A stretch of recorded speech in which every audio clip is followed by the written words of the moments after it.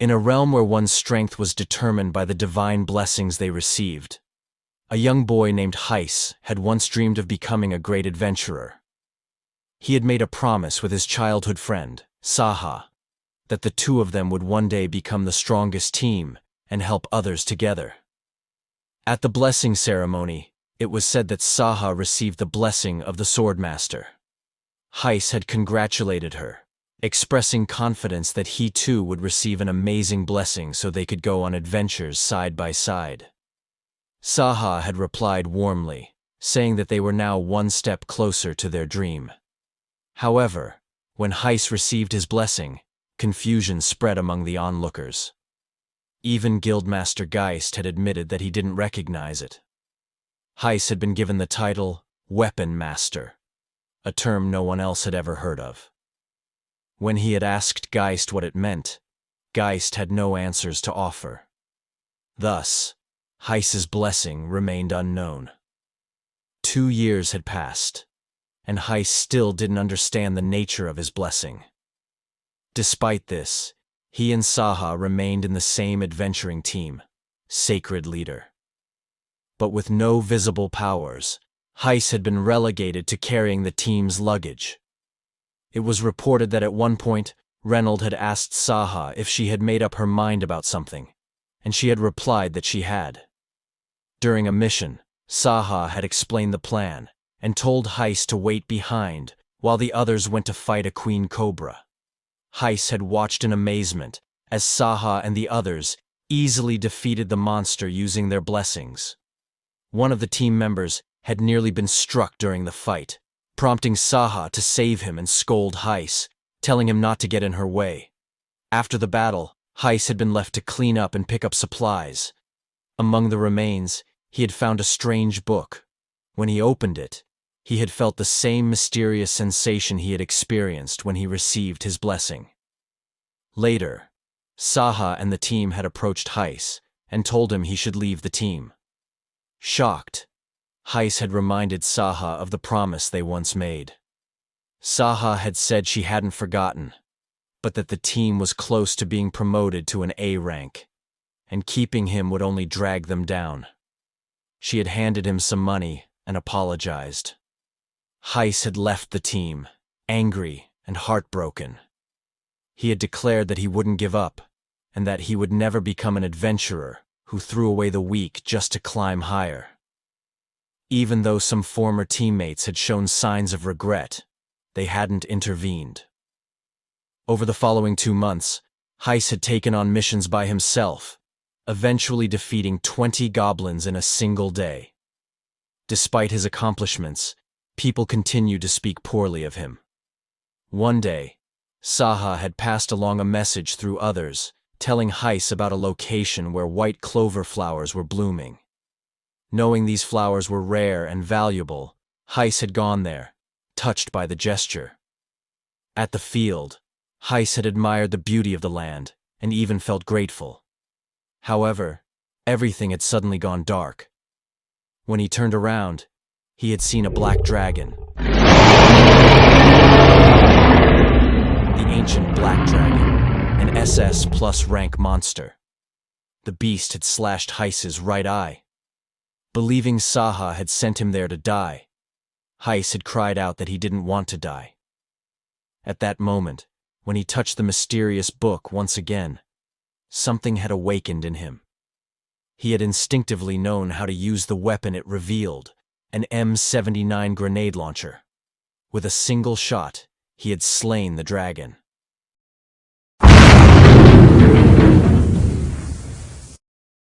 Heis had finally understood his blessing. It wasn't a traditional power, it was a mastery of legendary and unknown weapons from another world. But even in triumph, his heart had burned with anger and betrayal.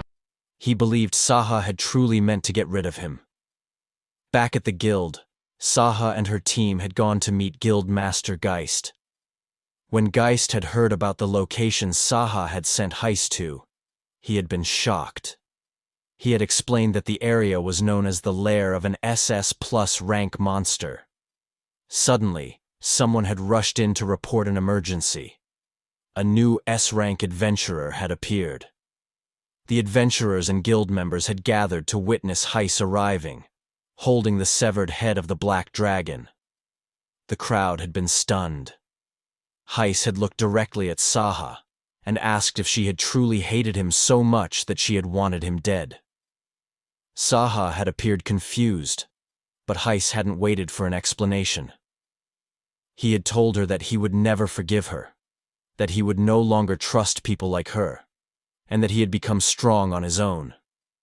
Soon after his dramatic declaration, Heis had collapsed from exhaustion. 2 years had passed.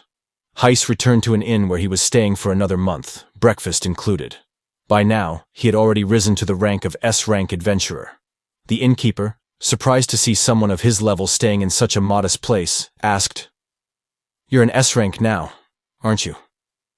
Why would someone like you still stay here?" Heis replied simply, "Because no one expects an S-rank to be here." Later, the old innkeeper was seen reading a newspaper that featured Sasha. She too had become an S-rank. Her clan was now overwhelmed with applications. At the Adventurers Guild, Geist invited Heis in, congratulating him for having single-handedly defeated a mithril ogre, an S-rank monster. Heis responded with quiet humility, "You taught me well." Geist went on to explain the ranking system, from F to SSS rank, and presented Heis with an invitation to the upcoming S-rank adventurer ceremony. Geist shared that the ceremony was hosted by the royal family, and that the very first S-rank in history had been the founding king of the nation. He then asked Heis, "Haven't you ever considered forgiving Sasha?" Heis shook his head. I can't. I can never forgive her." Geist tried to explain the reason behind Sasha's actions and why she had pushed Heis out. But Heis, visibly angry, interrupted him. Even if there was a reason, she shouldn't have said what she did. Geist tried to reason with him. "There's no way she really meant it, but I know. That doesn't change the fact that she kicked you out." Heis responded with a calm but firm tone. "I'm not even against the idea of throwing away the weak. I get it, that's how you become the strongest team. But I'll walk my own path. I don't need them." With that, Heis left. Months later, at the royal palace, both Heis and Sasha had been summoned and were kneeling before the king of Highbelk. The king issued them formal requests on behalf of the kingdom. The first prince briefed Sasha on her mission, to defeat crystal golems that had suddenly appeared in the crystal mines. He would accompany her. Sasha, humbly, accepted. When it was Heis's turn, he was tasked with gathering eternal moongrass, a rare herb used to make spirit elixirs. The first princess offered to accompany him, but Heis declined, surprising everyone. The princess asked, "Why not?" Heis explained, "That area is full of monsters. If I have to protect you, I won't be able to focus on the mission." The princess, somewhat insulted, countered, "Didn't your team also get in your way?" Heis responded sharply, "I work alone."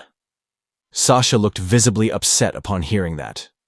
Heis then turned to the king, "Please allow me to go alone." The king, impressed, agreed. He spoke of Heis's achievements, all completed solo, and expressed his admiration. The princess protested. It was to be her first adventure, but the king firmly refused her involvement. At the dinner party that evening, the king remarked to Geist how he liked Heis's straightforward way of speaking. Geist was stunned by the compliment. Later that night, Geist approached Heis. "No one's going to be watching your back out there. What's your plan?" Heis replied, "To keep getting stronger, and I still haven't deciphered much of that ancient book yet." He then excused himself, saying he was heading home. As Heis was leaving the palace, Sasha stopped him, requesting to speak with him, just the two of them. But Heis coldly replied that he had nothing to say. Sasha said she wanted to apologize. Heis laughed bitterly.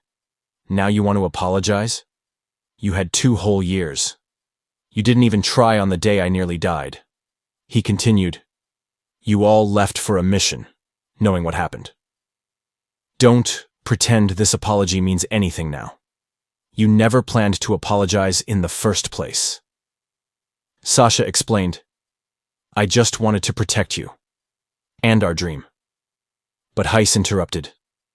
What's the point in calling it our dream? If only you were living in it. It was always just your dream. Don't use me as an excuse. Sasha began to cry. But Heis, unmoved, said, My dream is to become the strongest with my own strength. I'll never throw away the weak like you did.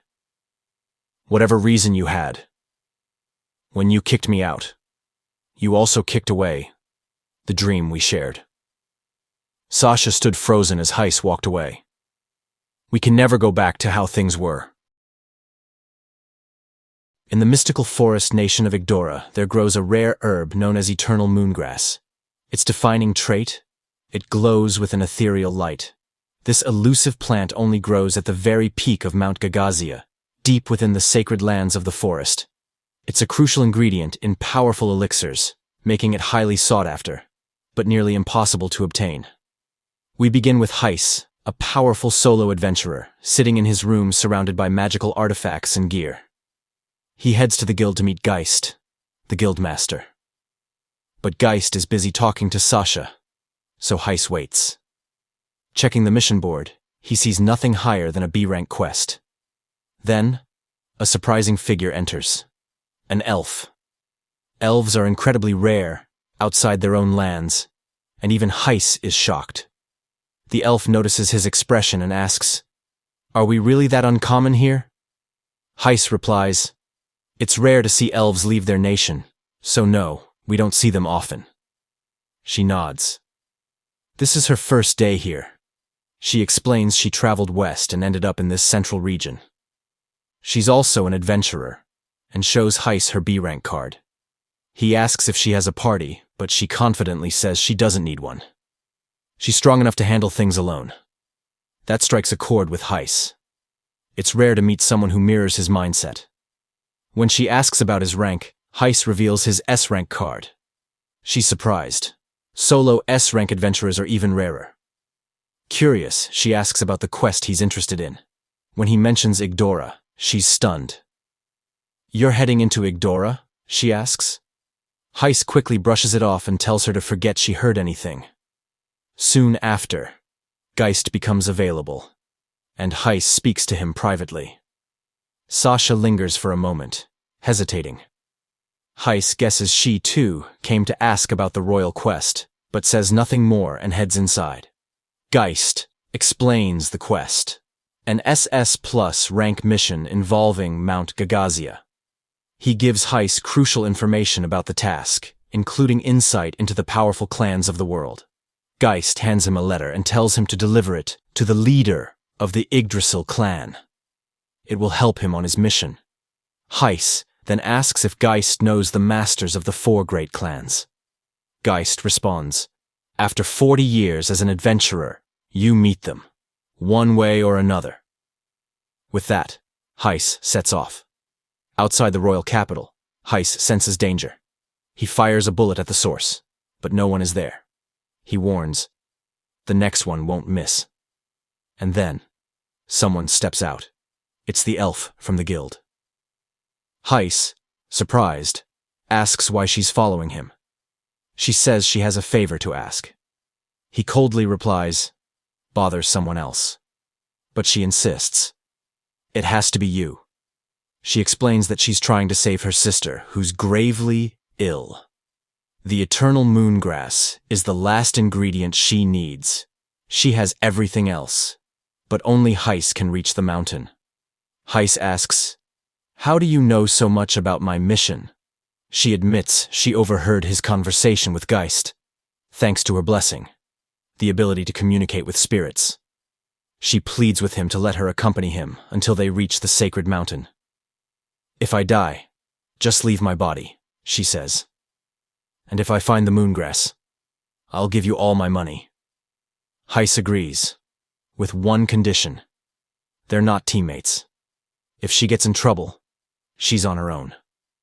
As they travel, they fend off multiple goblins. The elf is curious about Heis's weapon. "Is that your blessing?" she asks. Heis confirms. His blessing is weapon mastery. He can summon weapons from other worlds. So far, he's unlocked 4.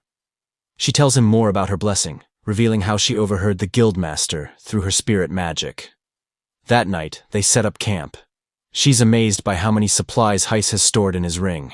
He gives her food, and she's surprised by how delicious it is. Heis reveals that he used to do all the cooking and chores himself. Touched, the elf thanks him sincerely. She now has a real chance to save her sister. She offers to take the night watch as thanks. As Heis watches her, he feels a sense of nostalgia. Eventually, they reach the Yggdrasil clan, one of the 4 great clans. The elf is visibly excited and explains the significance of each clan to Heis. At the main gate, Heis presents his royal quest certificate. The guard is shocked and immediately gives Heis an entrance pass. When Heis also shows Geist's letter, the guard is stunned again and asks him to wait.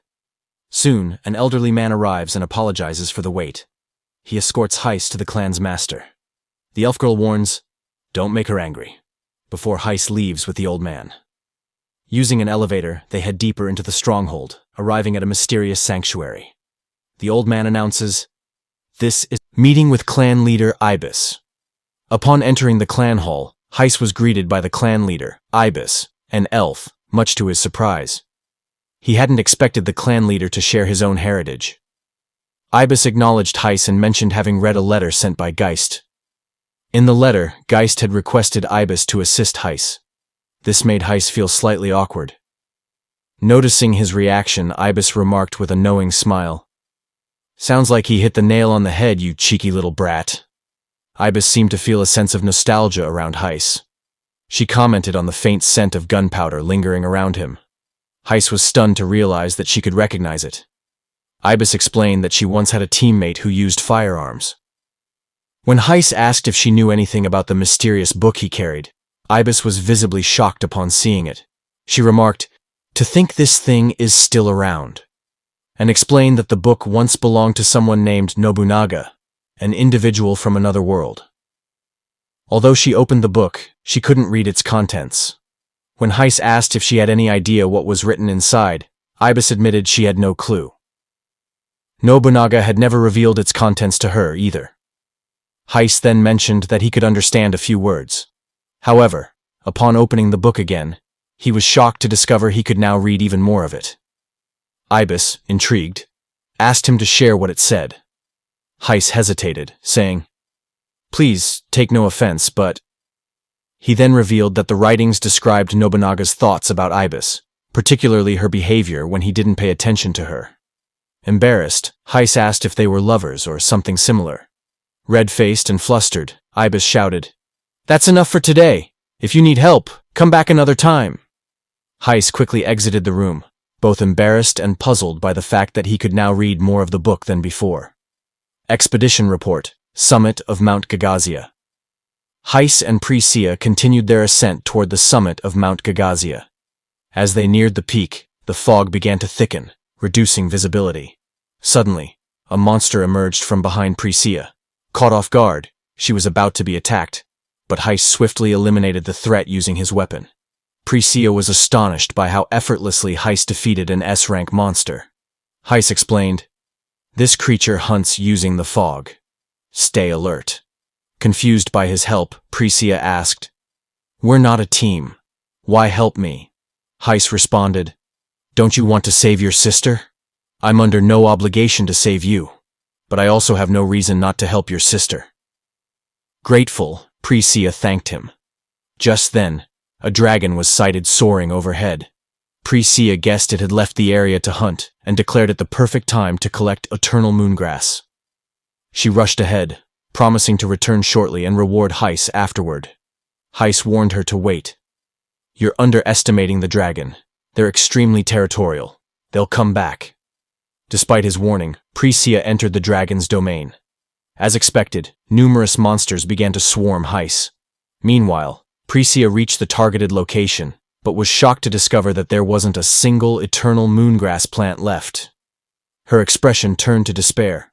Without the herb, she couldn't craft the elixir needed to awaken her sister.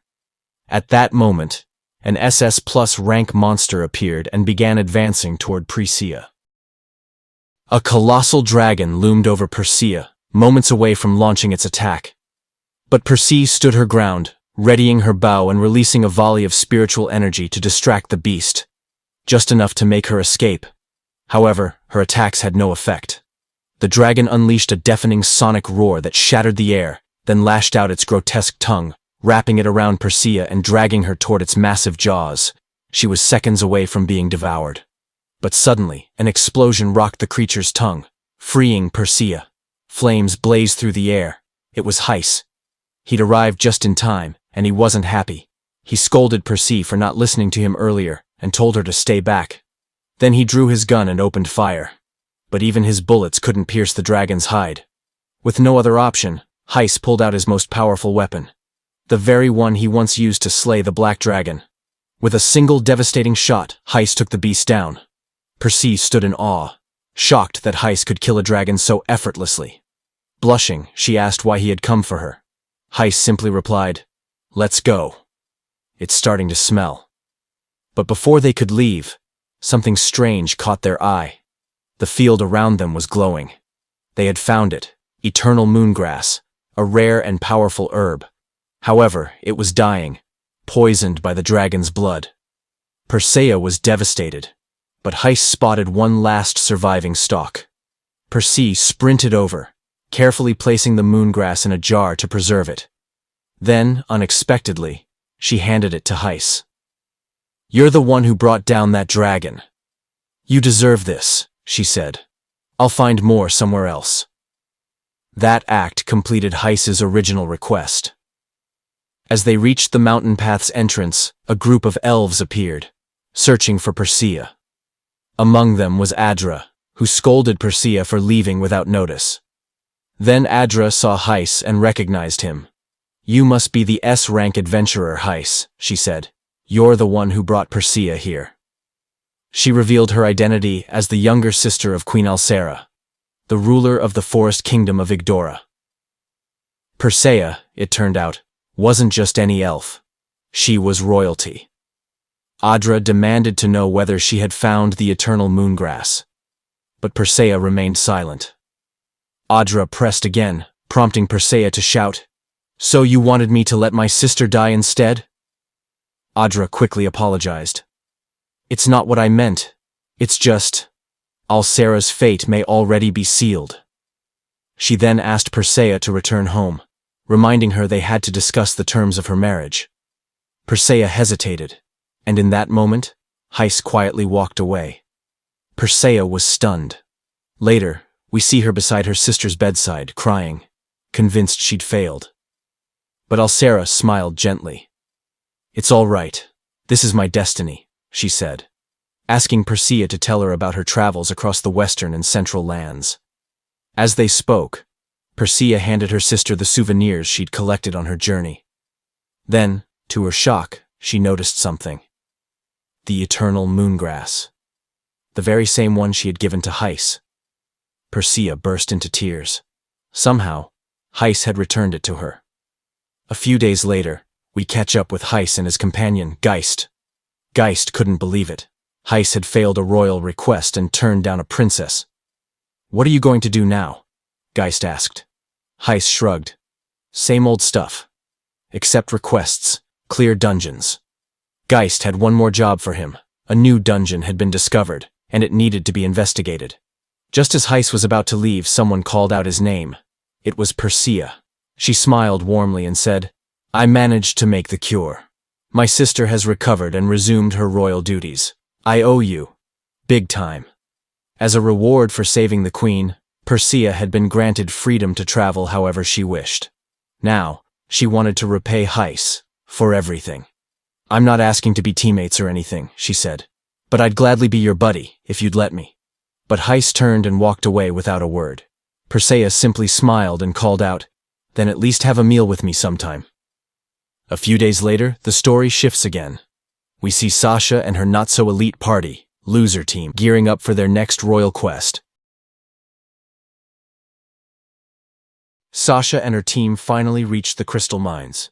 Before entering, Sasha explained their plan once again. To break through the crystal golem's tough body, they needed to significantly boost the power of their attack. The plan began with Cress using his double ability to create a duplicate of Sasha. Then Maiwane would enhance Robin's arrows with explosive magic. Once the arrows struck the golem, Sasha would follow up with a direct assault. She made it clear that she'd be relying on everyone for cover. Once the preparations were complete, the team ventured into the mine. Inside, they saw countless glowing crystals and high-quality ore embedded in the walls. After some time exploring, they encountered the crystal golems. There were 7 in total, 5 patrolling the area, and 2 standing guard deeper inside, near the crystal processing zone. One of Sasha's teammates observed something strange. The golems' movements were far too coordinated. Normally, golems, mutated from ore or stone, were supposed to be simple and mindless. This level of behavior hinted at something more intelligent controlling them. When the teammate asked Sasha what they should do, she replied that they would stick to the plan. As planned, Cress cast his double spell, and Maiwane added explosive magic to Robin's arrows. With the initial attack launched, Sasha struck swiftly and destroyed the golems with ease.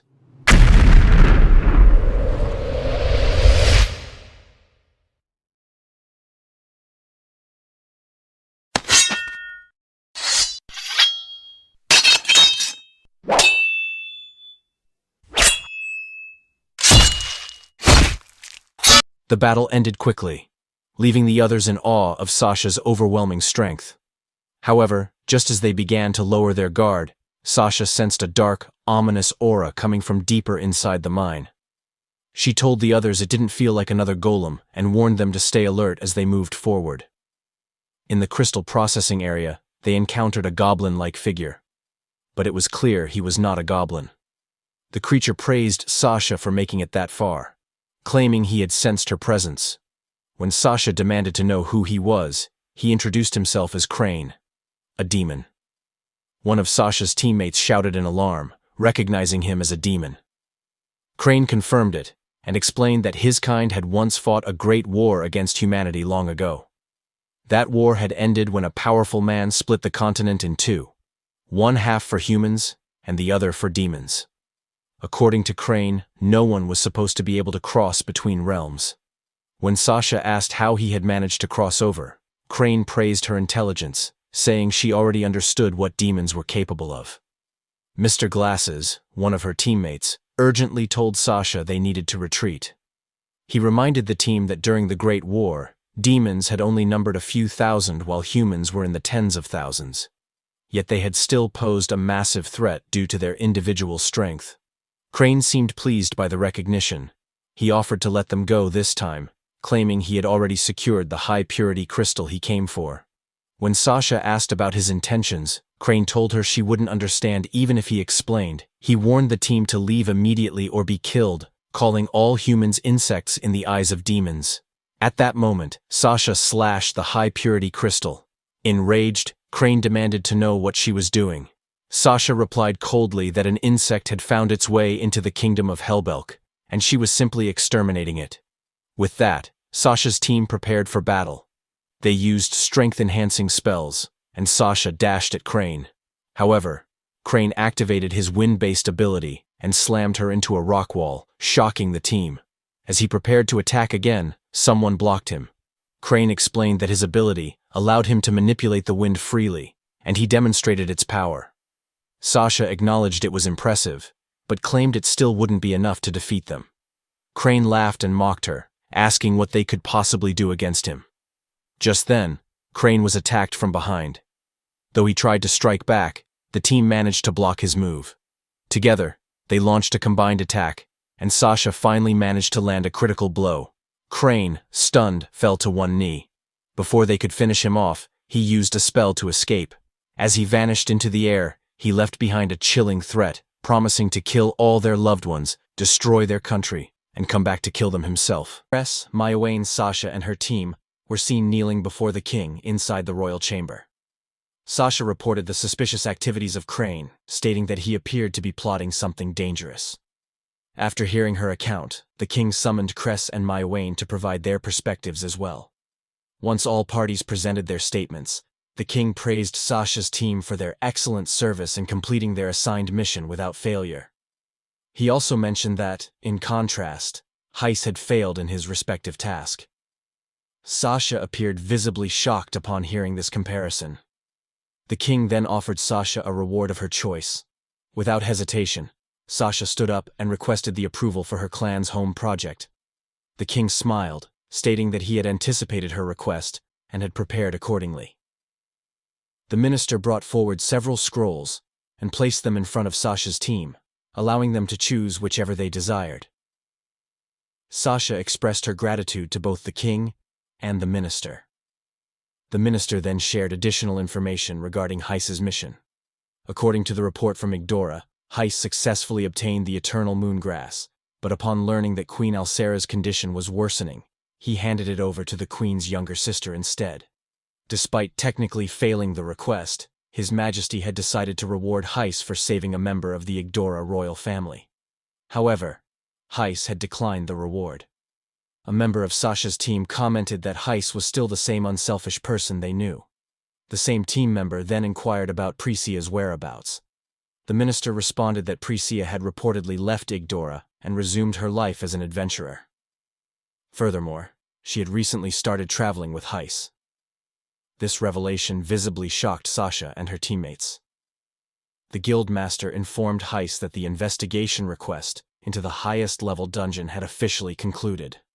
Heis, surprised, objected, stating that he and his team had only reached the 60th floor. The guildmaster explained that floors above the 60th had not yet been explored. A public announcement had been made calling for other adventurers to take up the challenge. A female staff member approached Heis and returned his adventurer's card. Heis asked about other available high-level dungeon requests, but was informed there were none at the moment. The guildmaster advised Heis to take a break, even suggesting he go on a date to enjoy his youth. Heis flatly replied that he wasn't interested and didn't have anyone for that kind of thing. The guildmaster jokingly brought up Prisia, causing Heis to spit out his tea. He insisted that Prisia wasn't following him out of affection. The conversation shifted as the guildmaster handed Heis a page, listing rare books he thought Heis might be interested in. Heis exited the room with the page in hand. Outside, Prisia was waiting for him. She asked if he was heading to the used book market. Heis sarcastically asked if she had been eavesdropping again. Prisia smiled and suggested they go their separate ways once they reached the district. Heis responded indifferently, telling her to do as she pleased. Upon arrival at the commercial district, Prisia split off to handle her own business. Heis made his way to the bookstore the guildmaster had recommended. While browsing, his eyes landed on a book titled The Adventures of the S-Rank. He wondered aloud if this was the same series as the legendary Geraled, deciding to confirm with the guild later. Just as he reached out to grab the book, Sasha appeared, reaching for the same one. Both were momentarily shocked to see each other. Sasha apologized, but Heis remained silent. Suddenly, Reynold joined Sasha and noticed Heis. Heis asked if they were on a date. Sasha appeared stunned by the question, but Reynold quickly affirmed that they were. Sasha, however, denied it. At that moment, Prisia appeared and asked Heis if something was wrong. Heis dismissed the situation and handed her the book. The two left the store to find a place to have tea, leaving Sasha and Reynold behind in silence. While sipping tea, Prisia asked Heis whether Sasha was his former teammate. Heis confirmed this, but said that it no longer mattered to him. Prisia then asked if he liked or hated Sasha. In a cold tone, Heis replied that she once nearly got him killed. Prisia tried to defend Sasha, saying it wasn't true, but Heis interrupted her and said that regardless, things couldn't return to how they were.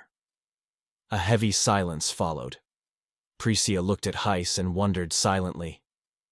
Did you ever even try to go back? In an unknown section beyond the 60th floor, Crane was seen killing a dragon. After the kill, he declared loudly that he would kill Sasha and everyone she cared about. He snapped his fingers and smiled maniacally, saying he had just thought of a crazy idea and couldn't wait to see Sasha's reaction. Crane then placed one foot on the dragon's head. Though still alive, the dragon showed clear signs of terror.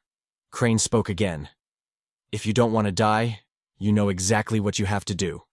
He smiled, a twisted, terrifying grin. A month had passed, and the day of the 5 great clans was drawing near. Inside the Adventurers Guild, the gates opened as a young party entered with lively energy. They were called Team 1000, and the guild representative congratulated them for advancing to rank D.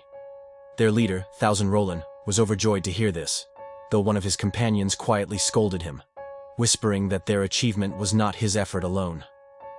The party members introduced themselves. Tina admitted that she had been terrified the first time she entered the guild. Roland, embarrassed, replied that they were still under Sasha's clan anyway. Kua covered her mouth with a laugh and whispered that they all respected Sasha as well, so she understood. Mad added that he too had been nervous at the start. Even Ye agreed with the sentiment. Roland, however, puffed up his chest and declared proudly that it was only a matter of time before their team reached S rank. Kua playfully slapped his back and asked what nonsense he was spouting, and soon the team broke into laughter. At that very moment, the guild doors opened again. A legendary adventurer had returned, the strongest in the world, none other than Heis. The guild staff thanked him for completing a dangerous quest. Roland, curious, turned to look but immediately shrank back in fear when he met Heis's cold gaze. Heis returned equipment recovered from a goblin cave and asked for it to be restored to its rightful owners. The guild staff tried to insist that such treasures now belonged to him, but Heis rejected them bluntly, saying he had no need for them. When Heis presented several severed goblin heads, Roland and his team were horrified at the sight, though Roland also thought to himself that Heis seemed like a good man. The guildmaster appeared and loudly announced that the royal family had summoned all S-rank adventurers, and that Heis too must attend. Heis thanked him, left the materials behind for processing, and departed. Team 1000 trembled at the sight of him, though Tina whispered in awe about how cool he looked. Soon after, in the Grand Council chamber, the royal family gathered with the S-rank adventurers and the masters of the great clans.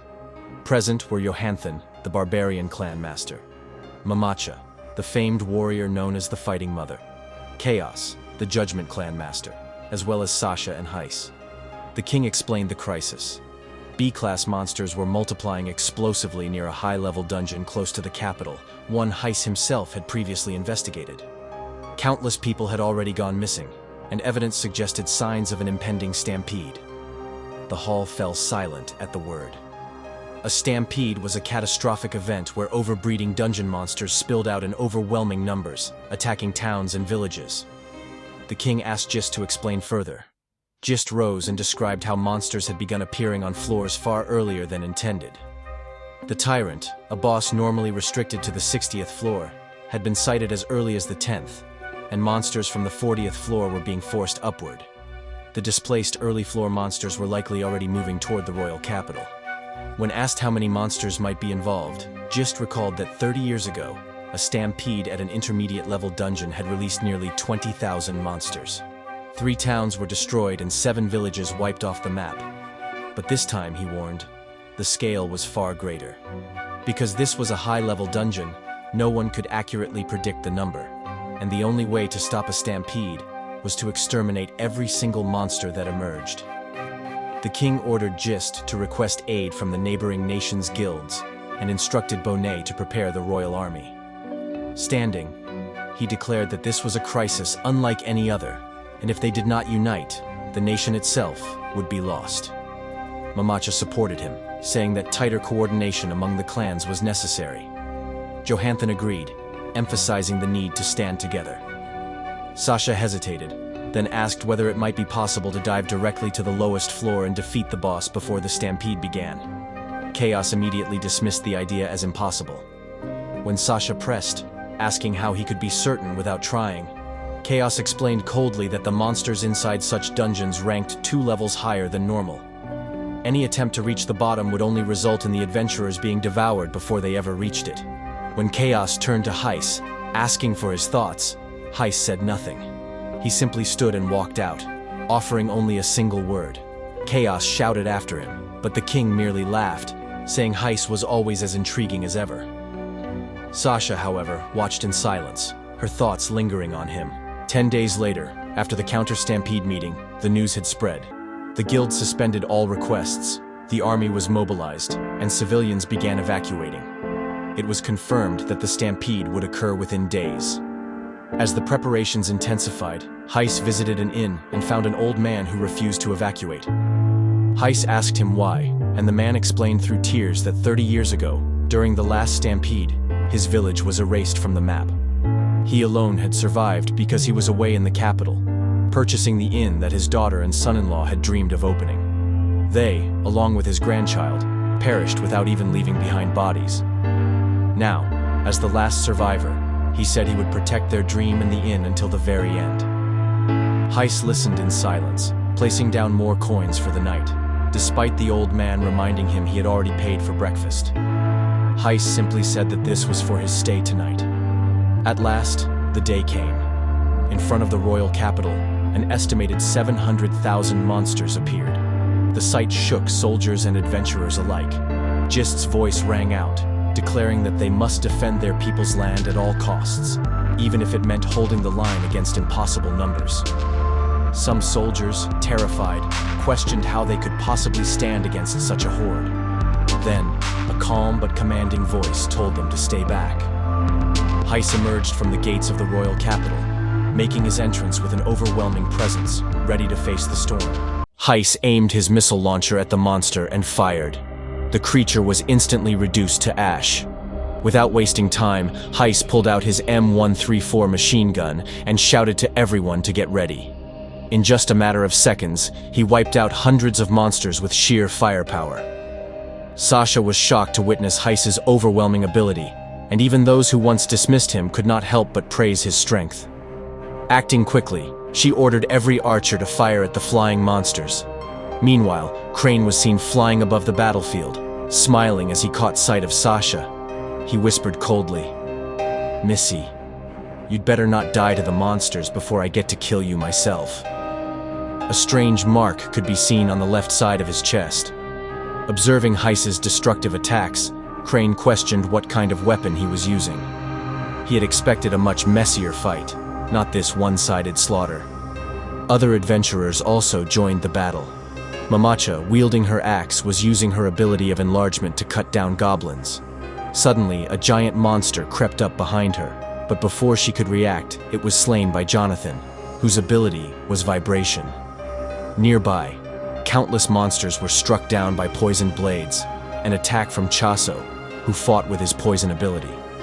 Heis noticed all of this, but was forced to react when a sudden attack came his way. He dodged just in time, only to discover that the attack had been launched by Crane himself. Impressed by Heis's reflexes, Crane smiled. Heis demanded, "Who the hell are you, ugly?" Crane replied calmly, "Me? I'm the one who started this stampede." Heis immediately recognized him.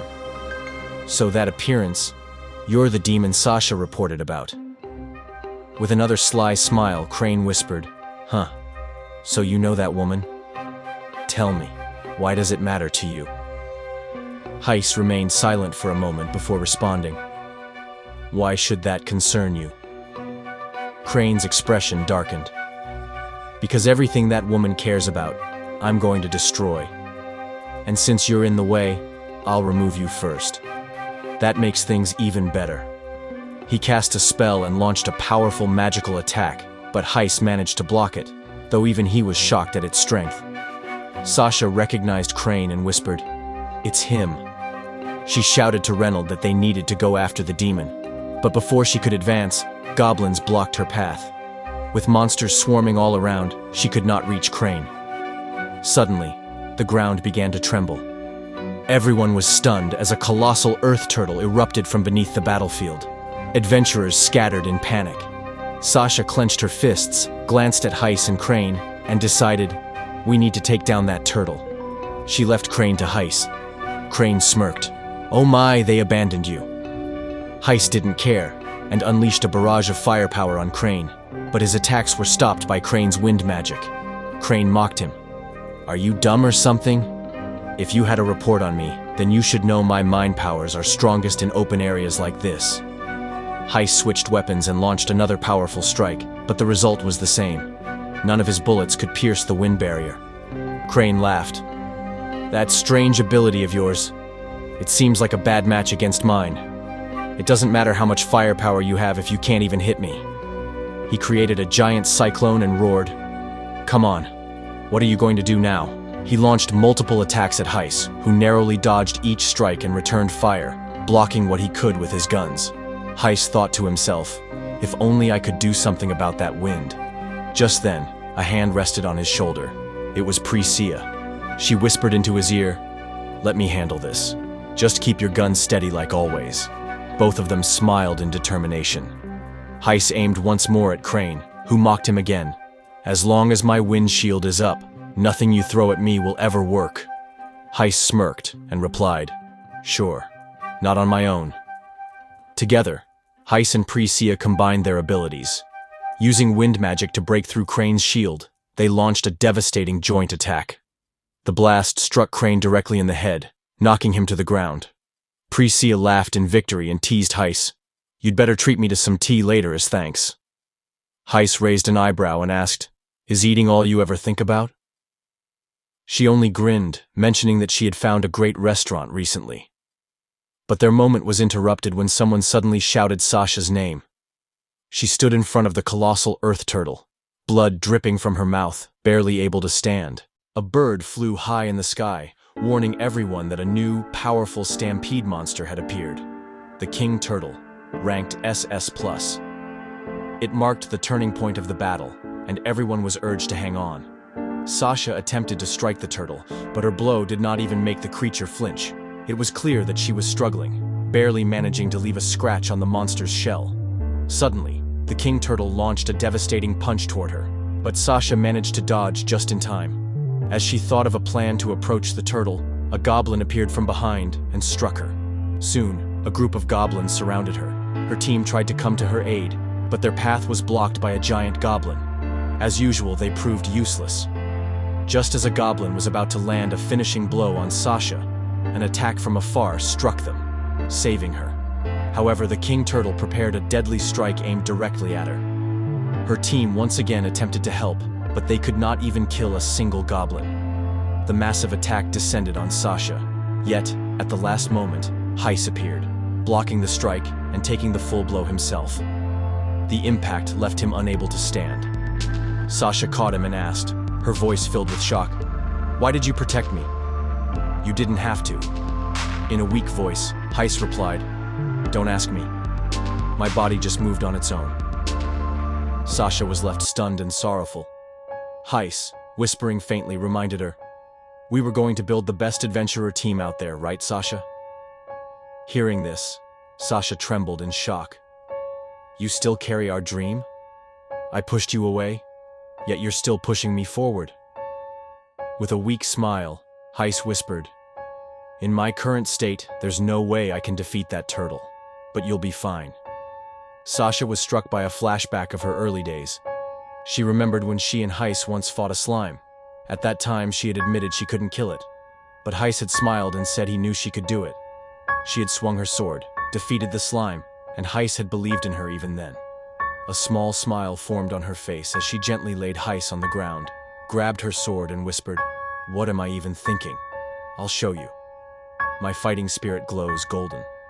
She thanked Heis with a smile and declared, "I'll be going now." In an instant, she dashed forward and cut down several goblins with a single swing. Everyone watched in shock. Sasha had awakened. Jonathan explained in awe. When someone overcomes a deep mental crisis, in extremely rare cases, their abilities suddenly evolve. I had only ever heard rumors. Sasha now cut through monsters with ease. She leapt high into the sky, raised her shining blade, and shouted, "Golden sword, Sky Fang!" With a single slice, she split the king turtle in half. Landing on the ground, she stood tall and shouted, "Bring it on! None of you will get past my blade."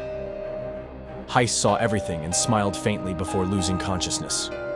When he opened his eyes again, he found himself in an inn. Prisia had brought him there and treated his wounds. Heis weakly asked about the stampede, and Prisia reassured him. It was handled with no problem. He then asked softly about Sasha, but before Prisia could answer, Sasha herself entered the room, asking about Heis. Both were momentarily surprised to see each other. Prisia quietly left to give them space. Sasha asked Heis how his injuries were. He admitted, "It hurts a bit, but nothing serious." Sasha, filled with guilt, apologized, but Heis dismissed it, saying it had been his decision, not her fault. Heis then added, "You awakened your ability, right? That puts you closer to achieving your dream." "That's good." Shocked, Sasha stood and declared, "Heis, you might wonder why I'm saying this now, but I want you to come back to Scarlet again."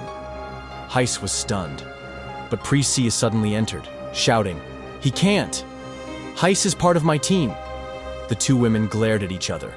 Sasha retorted, "Heis was originally part of my team." Prisia shot back, "And you're the one who kicked him out." The argument continued until Heis, growing tired of it, raised his voice.